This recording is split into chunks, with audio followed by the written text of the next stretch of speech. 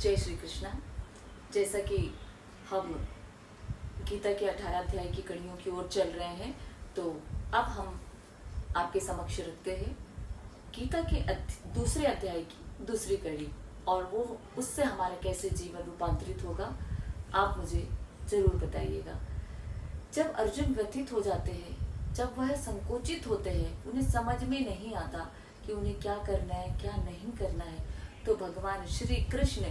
अर्जुन को समझाते हैं कि अर्जुन, अब हम युद्ध क्षेत्र में हैं, अब हम कर्म भूमि में हैं, और असमय ये सब बात करने से अब कोई लाभ नहीं है, क्योंकि अब हम अपने कर्मों के लिए आरूढ़ हो चुके हैं, युद्ध में आ चुके हैं, तो यहाँ से पलायन करना अब सही नहीं होगा, और इन सब बातों का कोई भी मतलब नहीं है। अब जो कुछ भी होगा, जैसे भी परिस्थिति होगी, हमें उसका डटकर सामना करना पड़ेगा, क्योंकि कभी भी खराब समय को देख के या नकारात्मकता को देख के हमें घबराना नहीं है, हमें भयभीत नहीं होना है, बल्कि उससे हमें डटकर मुकाबला करना है। तो हमें इससे यह शिक्षा मिलती है कि जब हमारे जीवन में एक सच्चे गुरु होते, एक सच्चे मार्गदर्शक होते हैं, तो हमें भी अर्जुन पार्थ के जैसा एक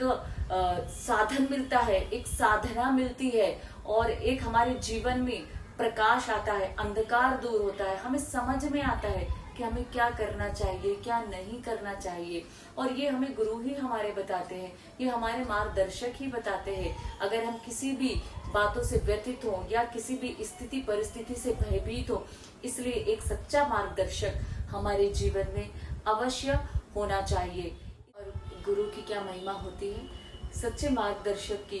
क्या महत्वता होती है, यह हमारे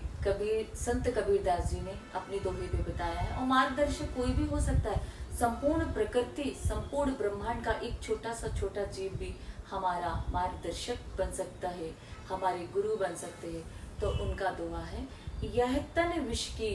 बेलरी, गुरु अमृत की खान, दियो शीश जो मिले गुरु, तो भी सस्ता जान। अर्थात जो हमारा ये भौतिक शरीर है ना, यह जहर की तरह है, विष की बेल है, क्योंकि इसमें सारे विकार भरे हुए हैं, सारे मोह भरे हुए हैं, सारे बंधन भरे हुए हैं। और जो गुरु होते हैं वह अमृत का भंडार होते हैं। अगर कभी सच्चे मार्गदर्शक, सच्चे गुरु आपके जीवन में हो, और उसके लिए आपको अपना सिर भी कटाना पड़े, तो ये भी तुच्छ वस्तु के समान है। इस कड़ी के इस अध्याय से हमें यह शिक्षा मिलती है, इसका यह सार है कि कभी भी कोई भी कितनी भी विपरीत परिस्थिति हो, विकट परिस्थिति हो, भयंकर परिस्थिति हो, हम अपने मन को संतुलित रख के उस परिस्थिति का, उस भय का डटकर सामना करें, पलायन ना करें, और हमेशा अपना आत्मविश्वास, अपना विल पावर इतना मजबूत रखें कि वो परेशानी को, वो भय को,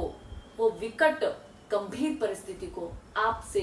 डरकर भागना पड़े। तो यह हमारे दूसरे अध्याय की दूसरी कड़ी का सार है, और अगर आप इसे अपने जीवन में अपनाते हैं तो रूपांतरण जरूर होगा, और अगर रूपांतरण होता है तो कृपया कर मुझे कमेंट करके अवश्य बताएं। राधे राधे।